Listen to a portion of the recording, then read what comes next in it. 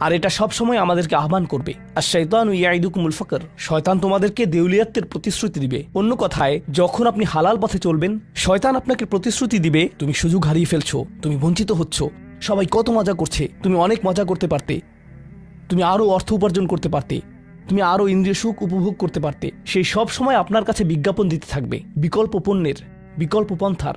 নিজের কামনাকে চরিতার্থ করার কিছু যায় আসে না যে কতটুকু কোরআন মুখস্থ করেছেন, কিছুই যায় আসে না যে কি পরিমাণ তাহাজ্জুদ আপনি পড়েছেন, এগুলো কোনোটাতেই আসে যায় না।